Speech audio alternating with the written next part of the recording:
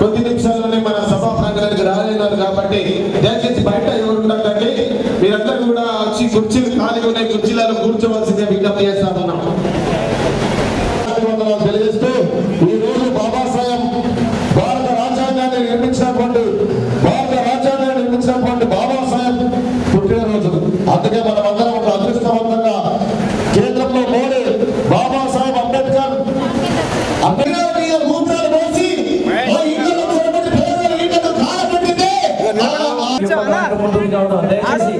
ఖాళీ అసోసియేషన్ సభ్యులందరూ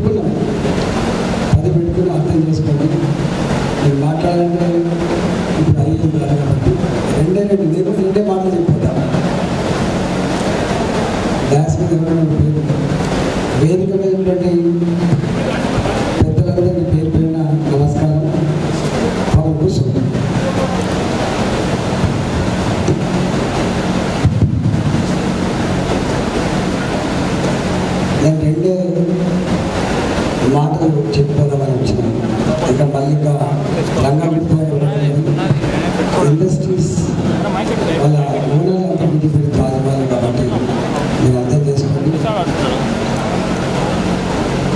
నేను నలుగురు ముఖ్యమంత్రిని చూసిన,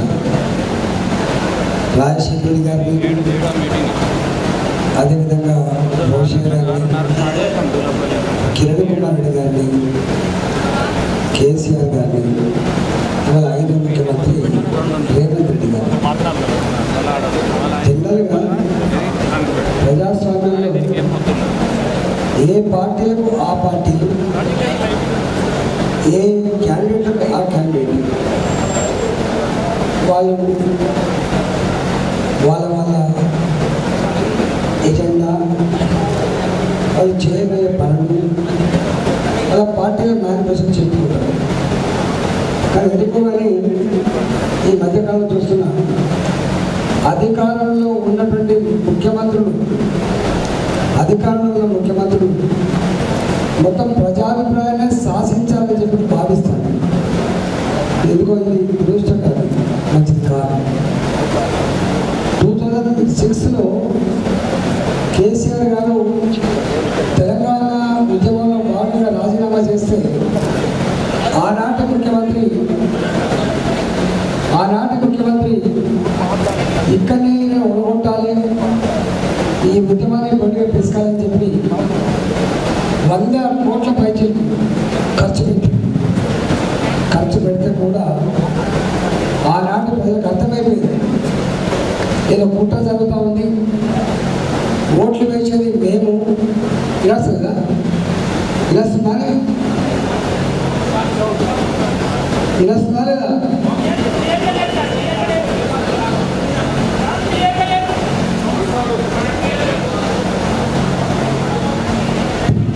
అది విషయం అది కాదు.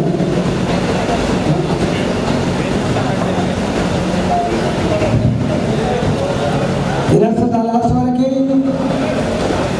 ఓకేనా?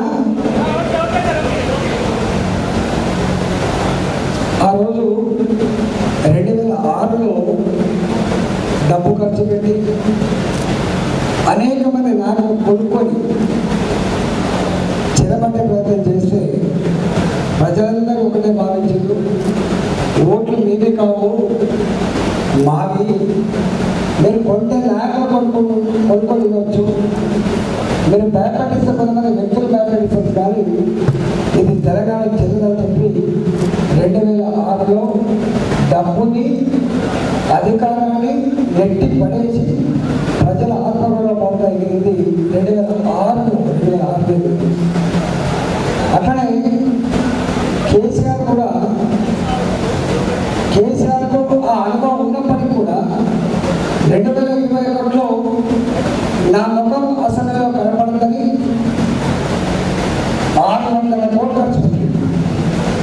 నాకు తెలిసి దేశ చరిత్రలో ఒక్క నియోజకవర్గంలో ఇన్ని 100 కోట్ల రూపాయలు ఖర్చు పెట్టి 6 నెలల కాలం పాటు ఎలక్షన్ ప్రాసెస్ నిర్వహించి నా దగ్గర నుండి మొత్తం నాయకులని కొనుక్కొని కుటుంబానికి కౌన్సిలింగ్ చేసి ఇవాళ ఓడగొట్టాలని ప్రయత్నం చేస్తే ఆ హుజరాబాద్ ఆనాడు 15-20 కోట్లు డబ్బులు చెల్లవు బాబు, మద్యం చెల్లదు బాబు, ఇక్కడ మేము ఓట్లేసని చెప్పి ప్రజాభిప్రాయం తెలిసింది, ప్రజాస్వామ్యం తెలిసింది 20 కోట్లు.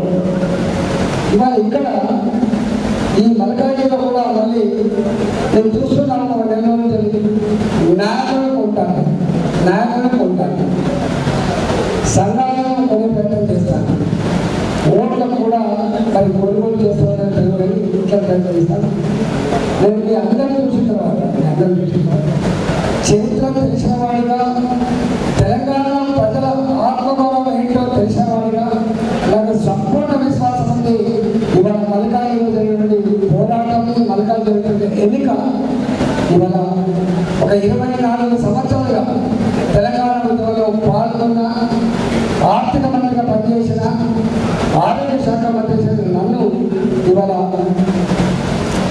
నిర్వహించాలని చెప్పి అనుకుంటే ఆ నిర్వహించే సత్తా పార్టీకి లేదు, ఆ నిర్వహించే సత్తా ముఖ్యమంత్రి లేదు, ఆ నిర్వహించగలిగే సత్తా మల్లికార్జున ప్రధాని మాత్రం ఉంటుంది. మల్లికార్జున మాత్రం నేను మీకు ఏమంటున్నా,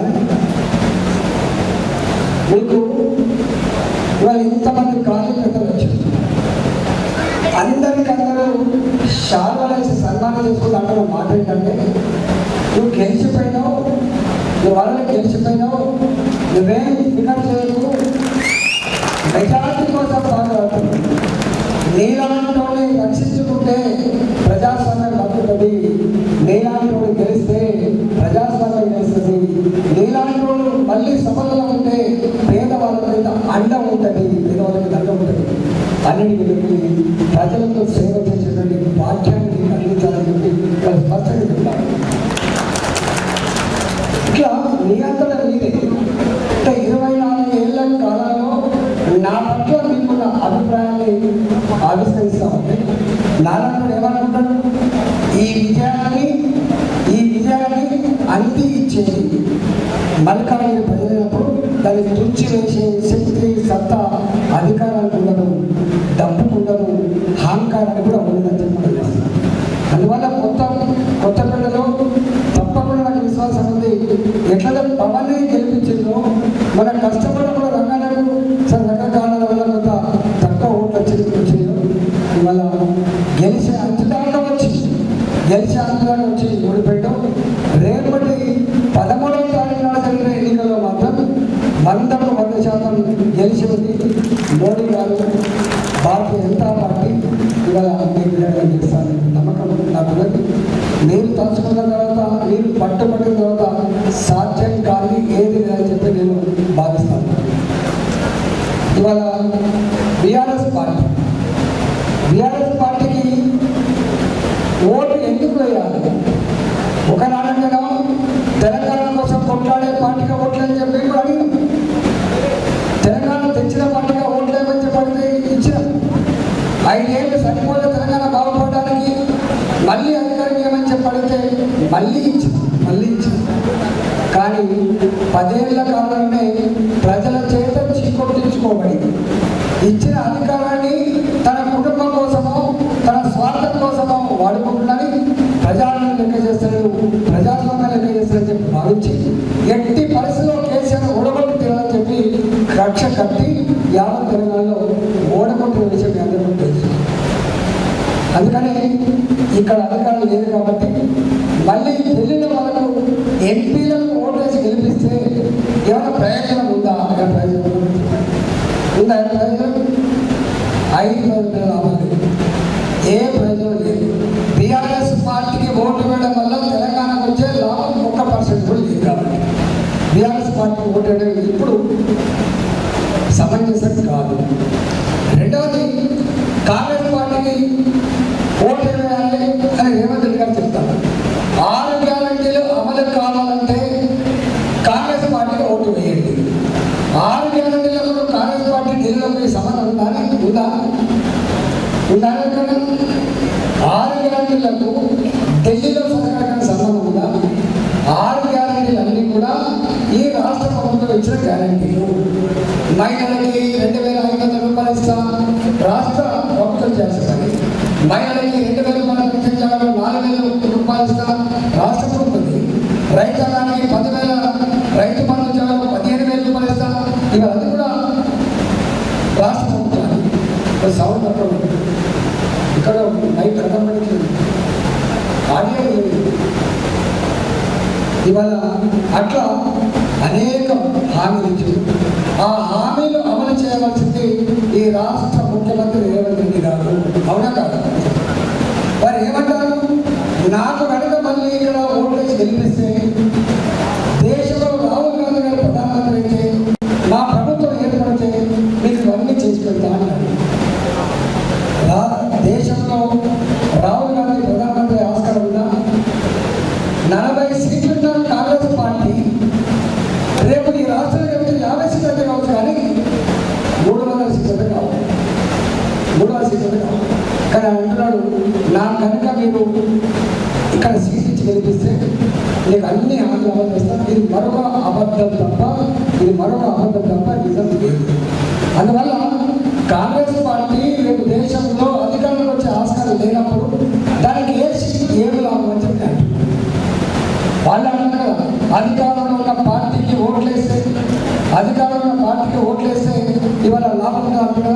మరి అధికారంలో ఉండేది కేంద్రంలో ఏ పార్టీ మరి బీజేపీ కూడా లాభం కదా, కాంగ్రెస్ పార్టీ కూడా లాభం కదా. ఇవాళ రేపు 100% దేశమంతా కూడా చూస్తుంది. నరేంద్ర మోడీ గారు 3వసారి ముచ్చటగా ప్రధానమంత్రి కాబోతున్నారు.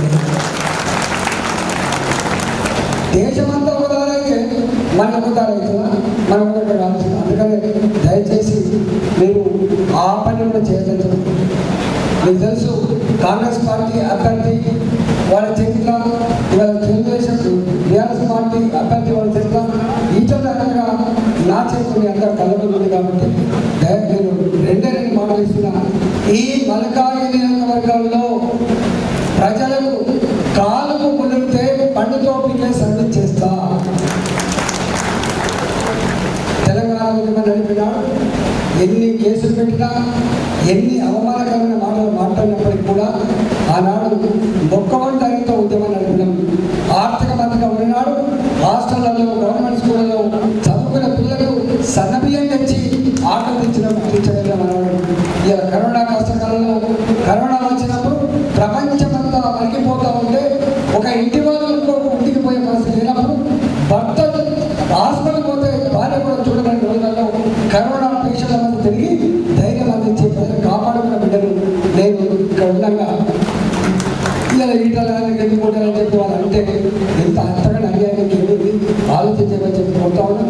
అందువల్ల ఇవాళ ఈ నియోజకవర్గంలో రేపు మోడీ గారి దగ్గరికి ధైర్యంగా నేరుగా పోగలిగే సత్తా నాకే ఉంది. కాబట్టి డెఫినెట్గా ఈ నియోజకవర్గంలో రోడ్లు కావాలన్నా, ట్రైన్లు కావాలన్నా, ఫ్లైఓవర్లు కావాలన్నా, మెట్రో రైలు ఎక్స్పాన్షన్ కావాలన్నా, ఐటీ కారిడార్ కావాలన్నా, ఇవాళ తాగేనీళ్ళ సౌకర్యం కావాలన్నా, న్యూలీ ఎక్స్పాండెడ్ సిటీలో ఫెసిలిటీ పెరగాలన్నా కూడా తప్పకుండా భారతీయ జనతా పార్టీతో సాధ్యమైనది.